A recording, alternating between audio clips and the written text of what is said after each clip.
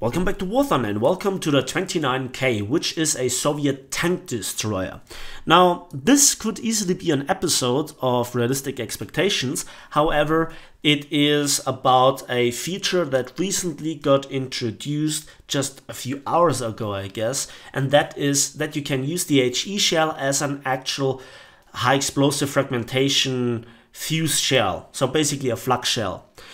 What we are talking about is this shell, the 0361, and it contains 621 grams of TNT. That is not a lot. It's not a very impressive HE shell by itself. You cannot really use it successfully in most situations, even with direct fire. And I wanted to talk about, well, why it is not practical, why you should not use it, but I can outright tell you when it works, it's glorious. But you have to put in so much effort. And one of the reasons why I want to just mention this is because I want to de-hype you and therefore realistic expectations. It is very impractical, especially because you're limited to 1,100 meters distance. That's the maximum distance, and below that. So how does it work in theory? Well, in practice, you range find a certain object on the ground. It might be a house or just the ground or an enemy tank, and then you range find. And when you have the HE shell loaded, that means you have set the fuse to that distance. So if you then shoot at that distance, the shell will explode in mid-air if you aim a little bit above the ground, that is. So first of all, it works against lightly armored vehicles, and in theory you could kill even objects behind a rock or in cover, but again, you know, it's very impractical. I have to point that out. Furthermore, how does it work against an aircraft? Well, here we have a problem. You have to range find still and on the ground, and then you have to raise the barrel, which you have not the best you know, lifting speed. In this case we have to targeting 6 degrees of vertical targeting speed with an A screw. That is not a lot. So a lot of aircraft just pass you before you can point the gun at the position in the air where you have to fire at, where then the shell goes off, and hopefully the plane is in the radius of the fragmentations, or the fragmentation radius of the high explosive shell, to damage it. And that is the next part. You have to put in multiple hits to take down a plane. And that is just in conjunction with the slow turret rotation speed. We have here just above 10 degrees per second, and you have limited ammunition capacity, 40 rounds. You should always use a lot of APHE shells in the anti-tank role, and yeah, the tank is not very well suited for it. So normal AA vehicles are so much better in that purpose. But you know, I can talk all day long, you will not believe it, you wanna see footage. So here we are in a custom battle on Poland, and here you can see how it works. I set the range, set it here again, directly on the target, 900. I level to 900, so the shell should explode directly above him. And with the first shot, I take him out. So there you could see it in the hit cam, and it was a crew knockout. So then it was the second attempt. He went into the match again and again and again, and I tried to kill him and whatnot. And the first few shots did not a lot of damage. They were just derping around, really. So there is that.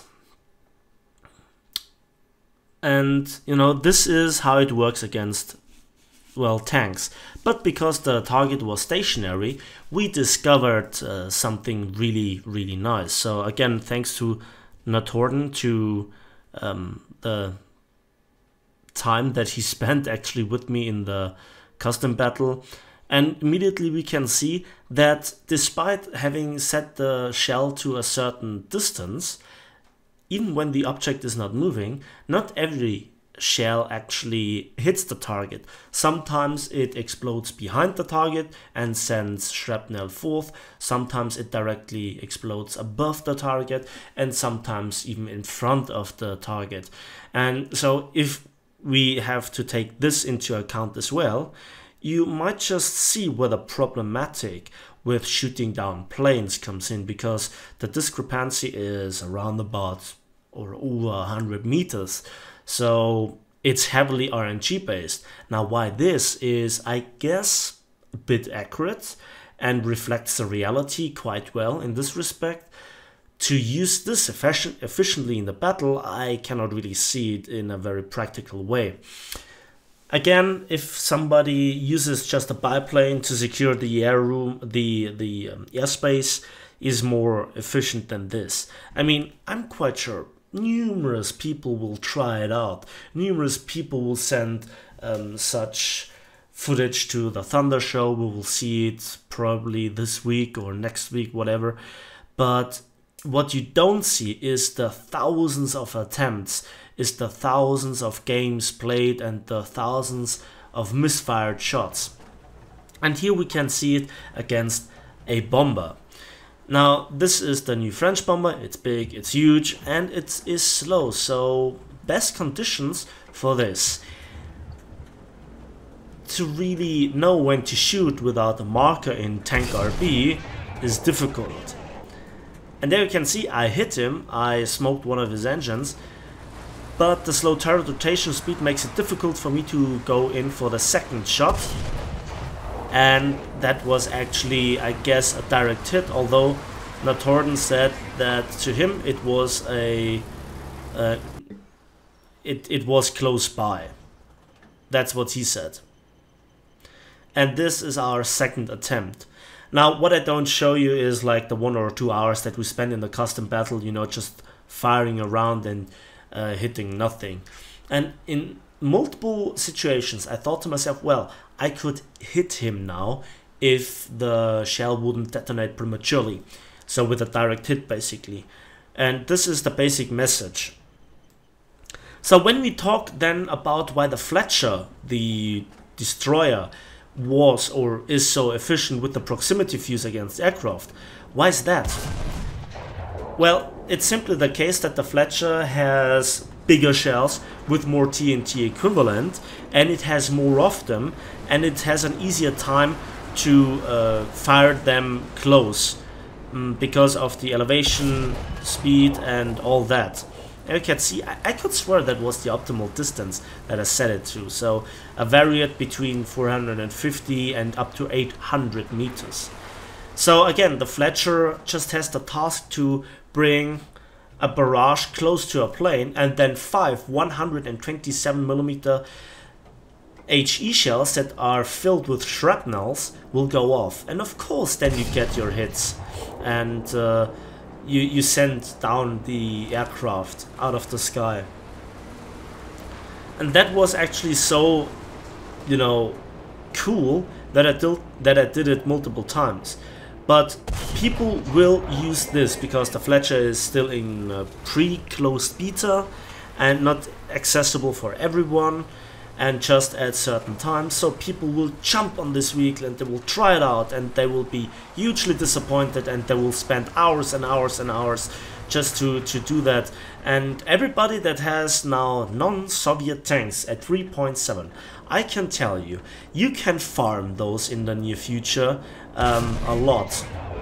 There you can see, yeah, that was a ping on my end. I still hit him, and I still smoked one of his engines. But you know, I didn't do too much damage. I'm not guaranteed to take him down. Especially, I'm not guaranteed to take him down before, when he's approaching, before he can, you know, just drop the bombs on the target.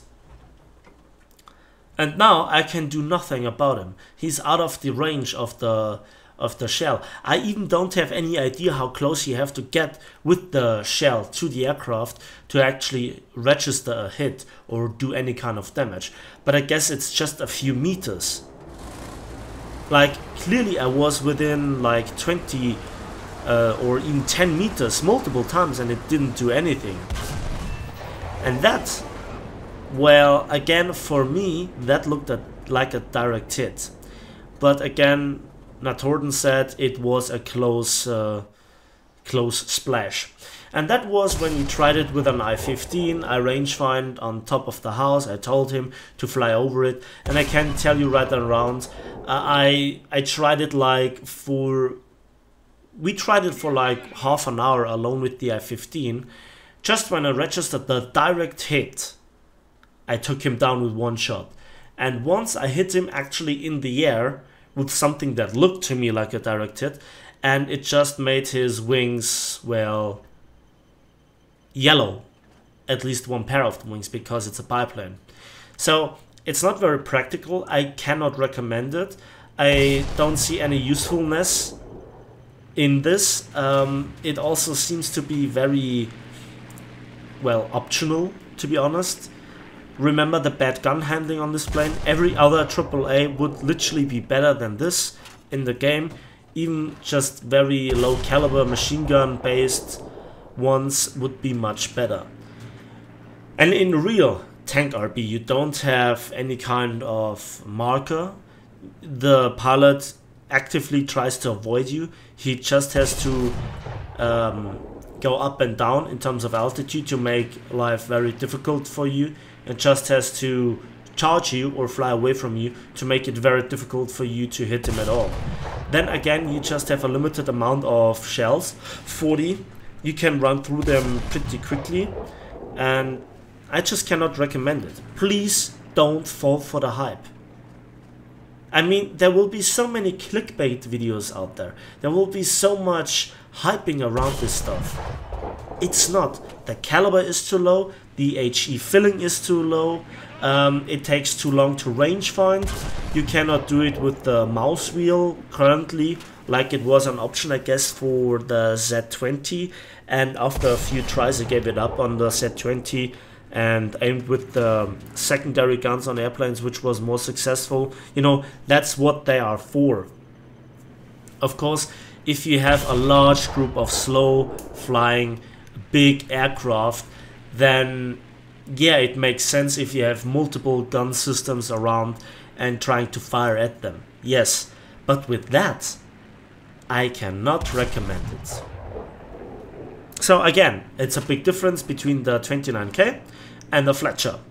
The shells are different, the mechanics are different, because the FLAK Shell always gives you the shortest distance to the flying aircraft. That means if you try to get a direct hit, then you get rewarded more or less instantly, and so people get fooled into thinking that this cannon does the same. And again, the German 88mm flak truck doesn't have the option as of now.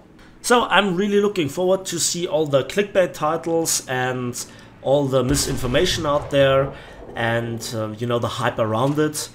So there's that, and that's all that I can say about it. And I hope that within those, well, nearly 14 minutes I gave you enough information about it. So that's finally it for me. So thanks for watching, thanks for listening. Please give this video a like if you did, subscribe if you want to see more, and we'll see each other on the battlefields of War Thunder. And before I forget, I need to give a big shout out to one particular member of this custom battle that was more efficient than me. This tree.